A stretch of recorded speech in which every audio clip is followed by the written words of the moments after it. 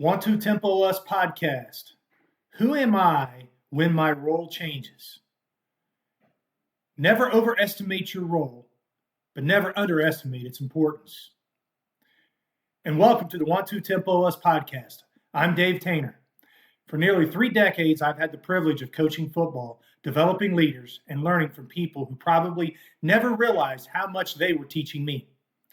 Every episode follows the same format: story, then lesson, then application. Today's story starts in the year 2000, but honestly, the lesson took me more than 25 years to fully understand. Because sometimes wisdom doesn't arrive all at once. Sometimes it has to grow with you. In the year 2000, I was a graduate assistant at the University of Louisville.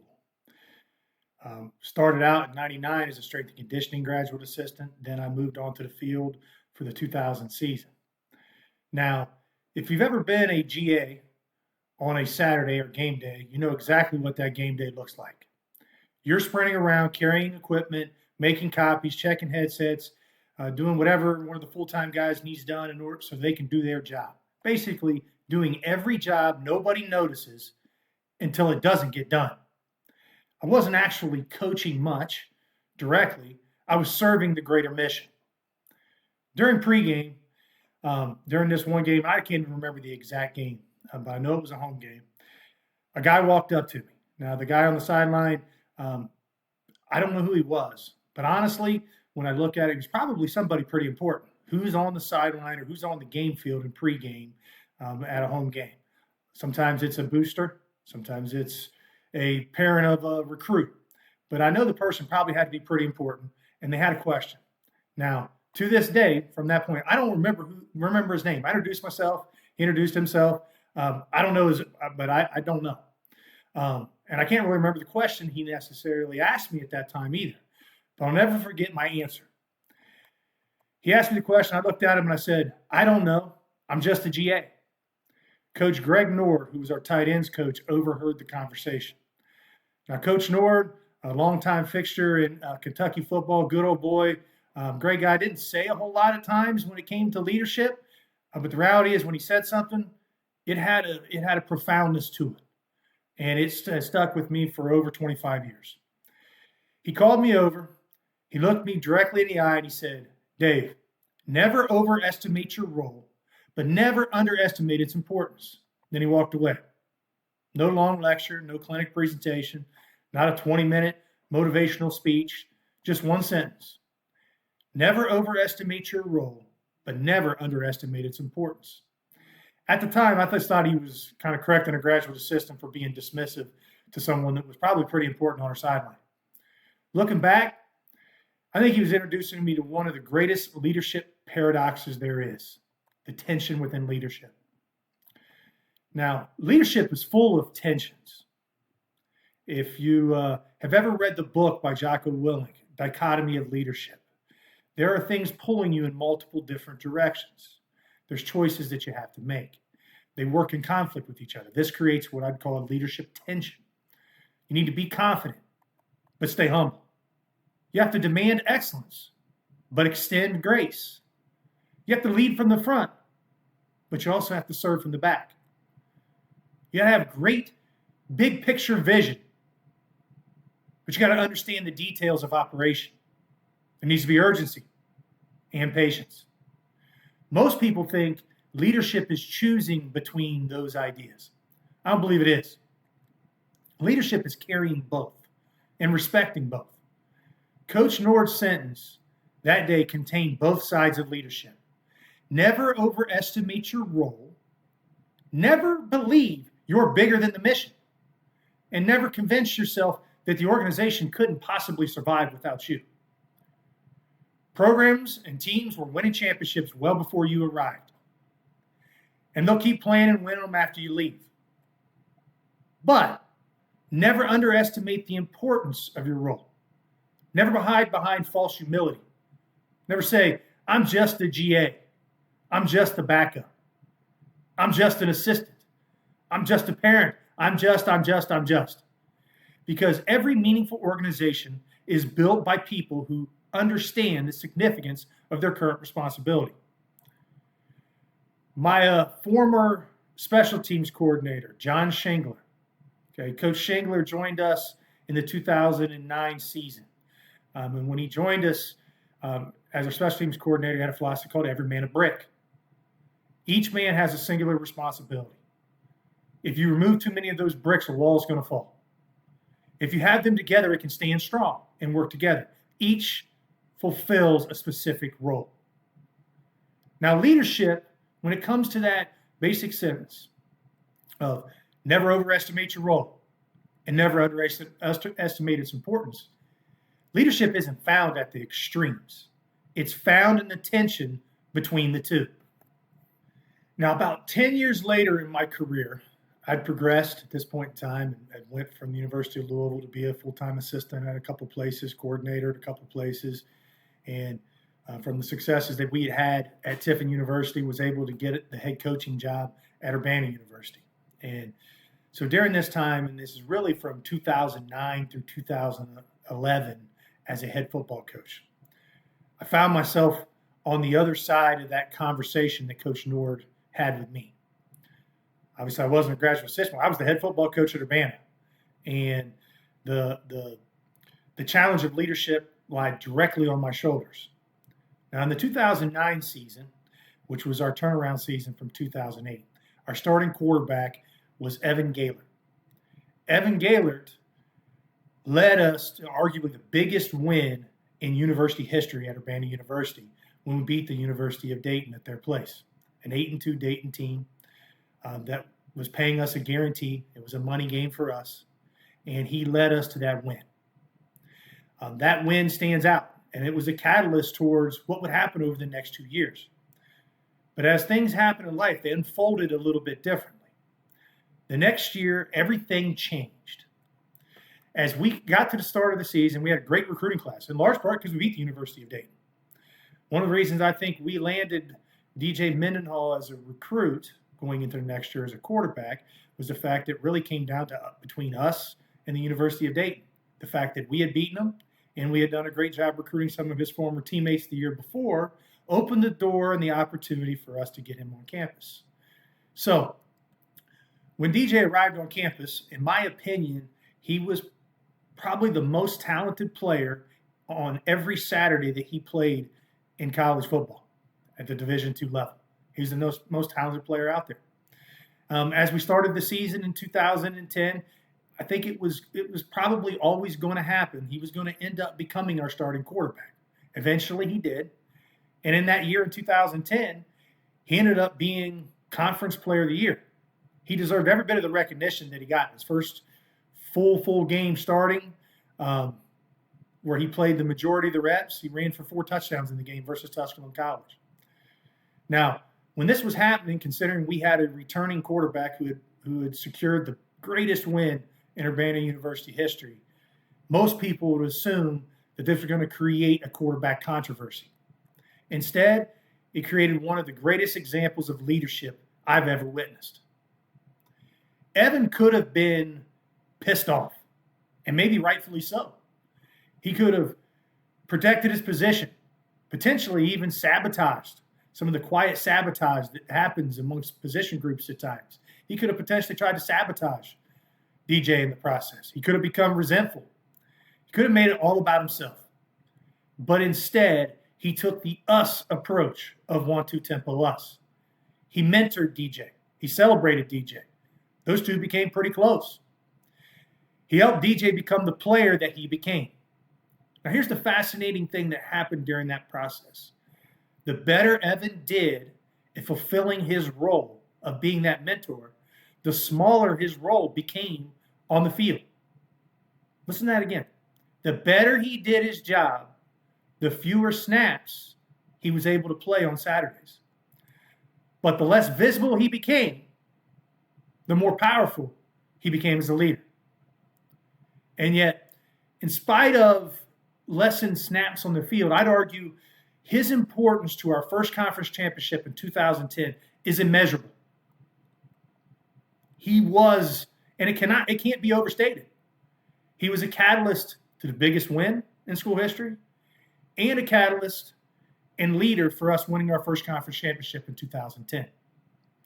Then you get through the end of the season, and I probably made a couple of assumptions. One of those assumptions in my mind is that Evan could graduate, he could leave school, finish his career. I assumed that probably be what he was going to do. But then he surprised me. He made a decision to come back for his super senior season. He made that decision to come back for his super senior season. He told me, he goes, hey, even if I don't play as much as I did last year or the year before, he goes, I want to be a coach. So he came back for his senior season, somewhat knowing full well his on-field role would probably become a little bit smaller. But here's the beautiful thing. His influence didn't shrink. He was a captain for us. He was a leader for us. His influence grew. We won another conference championship. So a lot of people will remember, and I'll quote him from time to time, DJ's statistical prowess and the fact that he was a 3-time conference player of the year. And people should remember that. But understand, we at Urbana University wouldn't have gotten to where we were if it wasn't for a man who played quarterback before DJ, and during his time, Evan Gehlert, who never overestimated his role, never underestimated its importance, and was a leader for 2 conference championship teams and the greatest win in school history. Now, this weekend, things somewhat came full circle in some ways, circle back around and made me really start thinking of it, and it gave me the impetus for this idea of a podcast. This last weekend, Chloe was playing softball in Greenwood, Indiana.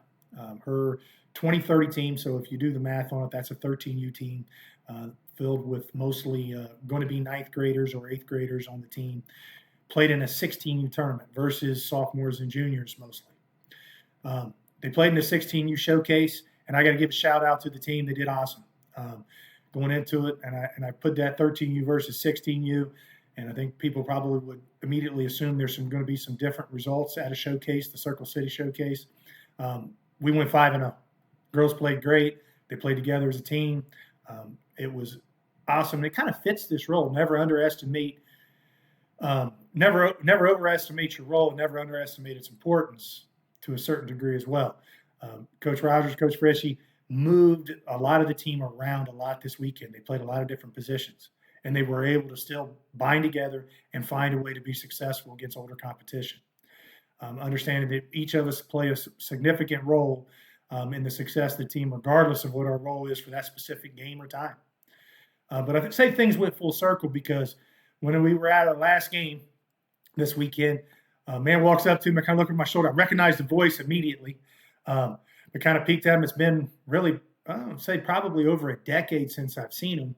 It was Mike Gehlert, Evan's dad, and Evan and Ryan's dad. And we'll get into that. I actually had the opportunity, blessed with the opportunity to work with both of those at one time. Evan as a player, and then Ryan actually helped me as an assistant coach when I first started at Urbana University.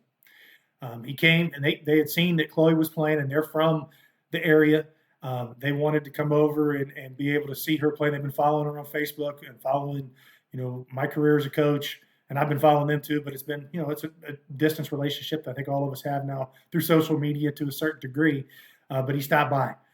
We spent a good amount of time talking. We talked about football. We talked about golf. We talked about life. He talked about his kids, his grandkids. He even shared a story about how he was a little upset that he asked for this golf club with the kids on it, and his kid sent a picture of him on it. And I mean the grandkids now. Okay, I wanted them on the golf club, but it was awesome to be able to catch up with him and his wife. But it didn't hit me necessarily until after they had left, and we had a really great conversation to do this podcast. But I wish I would have said it then, so I'm going to say it now. All the great things I said about Evan, those could be replicated to Ryan, and his time helped me, a selfless approach to it. Both of those young men are coaches now, one in high school, one in college. They both coached college for a little bit at some point in time. So they're paying it forward. But the experience that I had with Evan, the leadership that he took, there is no doubt that it was greatly influenced by his parents. So I want to extend my thanks. I mean, a lot of my career success could be traced back to them specifically, to um, to the Gehlert family. Trace back to them, their ability to raise two great sons that were so impactful in Urbana University, and then that's where my career. I spent the most time as a head football coach at my alma mater, and they deserve a lot of the credit. Now, both of them, Evan and Ryan, now are coaching, and they've been successful, and they're going to continue to be successful. And maybe that's what the goal of leadership is, and leadership for me is to be able to not reproducing myself somewhere else. They have completely different personalities and different approaches to what they do, but it's reproducing those values. Maybe influence isn't measured. I'll say influence should not be measured by how brightly you shine individually. It should be measured by how many others lights you ignite to go and shine. So now, after 25 years of reflecting on Coach Greg Nord's quote, never overestimate your role, but never underestimate its importance.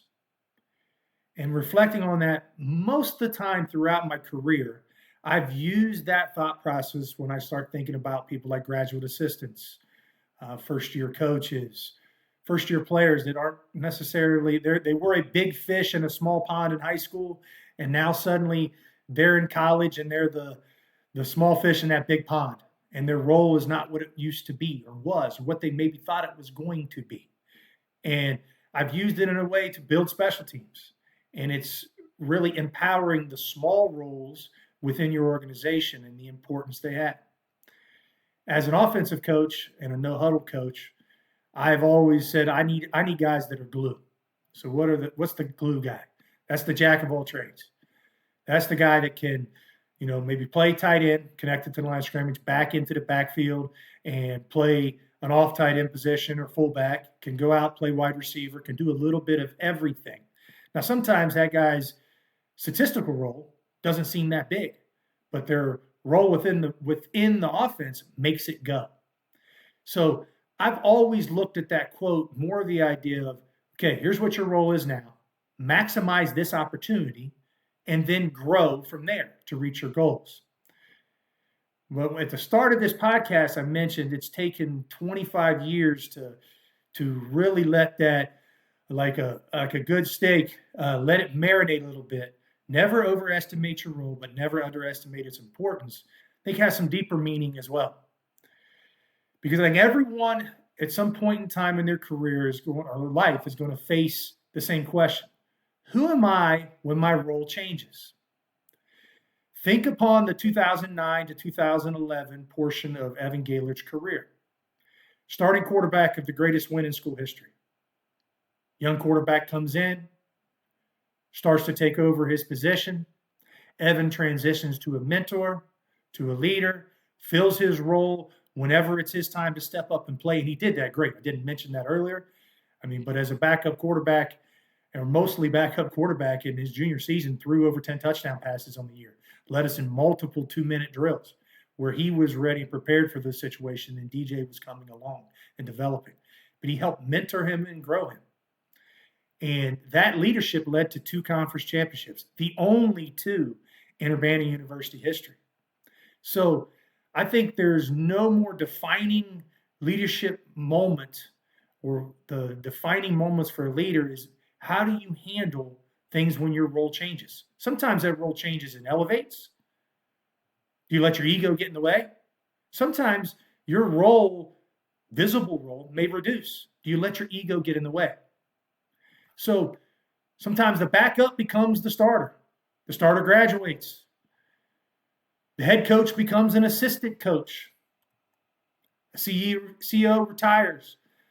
Parents who've raised their kids forever suddenly become empty nesters. There's transitions in life. The athlete becomes the coach. If your identity is tied to your title, then every transition feels like a win or loss. But if your identity is tied to your mission, your influence simply finds a new way of expressing itself. I spent 17 years as a head football coach. Today, I'm an assistant coach, and I embrace that. If you measure leadership by title, you'd probably say my role has gotten smaller. I don't necessarily see it that way. Today, my mission is to mentor coaches. When I was a head coach, hey, guess what? That was my mission as well. So the mission hasn't changed. Our mission today is to mentor our coaches, to invest in our staff, to invest in the student athletes that we're leading and developing, to help build a program, to pour into the young coaches and players the same way coaches have poured into me. And through this podcast, I'm looking to take it and expand it beyond the conversations within the football office or on the football field, but to have a greater influence, to be able to touch a few more people's lives. So Coach Greg Nord, and I'm going to try to find a way to get him to this podcast at some point in time, taught me something 26 years ago. And I don't think either of us probably fully understood at the time. And I think I'm just finally resonating. Even though I've used the quote so many times, and I'll repeat it again. Never overestimate your role, but never overestimate its importance. I've used it many times. I think I'm still developing the meaning of it within myself. Now, leadership isn't about the size of your role. It's about the significance of your contribution. So never overestimate your role and never underestimate its importance. Hold those two facts together, because somewhere in the tension between them, you'll not only find leadership, you'll find your identity. Thanks for joining me on another episode of the Want to Tempo Us podcast. So until next time, maximize your pride, dominate your day, want to tempo us. Sudden change. And if any of you, and those of you who have played with me, you understand what sudden change means. That means we drop everything, we come together, it's 1v1, we're going to go and execute and we're going to compete. So we got a little sudden change in the podcast today. We're going to shift gears a little bit, but it'll tie back into the greater message of the overall podcast as well. So I've had a lot of conversations, honestly, with the 5 for 5 just happening, over the past decade, the changes that have happened with the transfer portal, NIL, and then the age-old conversation was, is it easier for this generation than the last generation of student athletes? Now, I think those are all the wrong conversation. Every generation faces adversity. Every generation faces uncertainty. Every generation has to overcome obstacles. The obstacles are just different. When I played, you signed with a school. And for the most part, that was the school that you stayed at, and that's where you grew. Today's athletes, there's a lot more freedom. There's more movement. There's more opportunity, but here's the catch. Opportunity only helps if you're prepared to maximize it. And that brings me to the sudden change, the content of the sudden change. I want to talk about someone who I'm incredibly proud of, my nephew, Wes Enos. Wes's journey hasn't been a straight line. He left high school early because of some personal circumstances that if I happen to get him on the podcast at some point in time, we might dive into, we might not. That's going to be completely up to him. He found an opportunity at Lincoln Memorial University, a Division II school. That's where he went. And now here's what I love about that. He didn't spend 2 years talking about where he was going to go next or how he could go next. He maximized where he was. In his first year, he started in January, ended up being freshman of the year, the only freshman to be on the all-conference teams. Year 2 was conference player of the year and was defensive player of the year. He became impossible to ignore. That performance opened up the next door. He maximized his potential at Lincoln Memorial. He transferred to South Florida. And again, he didn't make any excuses or take the time in order to settle in. He didn't expect anything given to him. He went out and he earned it. And he earned an immediate impact. Was first team all-conference in his first year there. Was conference tournament MVP. Got him to March Madness. Then at the end of the year, the head coach leaves. Things changed. Back into the portal again. So now he's in the portal for a second time. And now he's headed to Creighton in the Big East. And because of the 5 for 5 change, actually has 2 years of eligibility remaining under those new rules. That's not luck. That's not the portal. That's a pattern. Maximize where you are, and the next opportunity, it'll come and find you. That's a lesson that has nothing to do with basketball, even though that's been the laboratory for him. It's true in coaching. It's true in business. It's true in leadership. Too many people spend energy chasing the next opportunity while underperforming in the one they're already living. Become so valuable in your current role that people can't help but notice.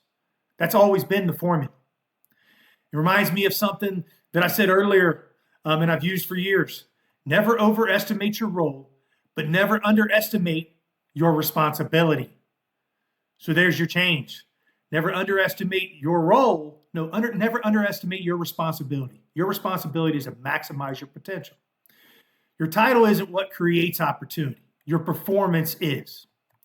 And since we're talking about Wes here, I did want to take the opportunity to promote a little bit. He's hosting an elite basketball camp on August 5th at Wayne High School.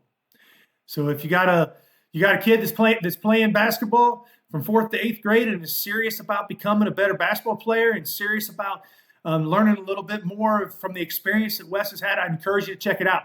Get signed up. Yes, he's my nephew, but that's not what I'm talking about here.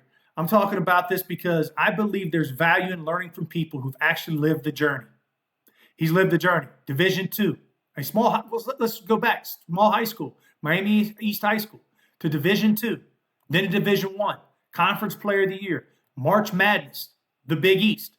There aren't many people who can teach those lessons because they haven't experienced them. Wes has. And one more thing, this won't be the last time you hear me mention him. We had a little discussion about him potentially getting on the podcast, and when I expand this to have guests at some point in time, he's one of the first people that I want to be able to have on the podcast.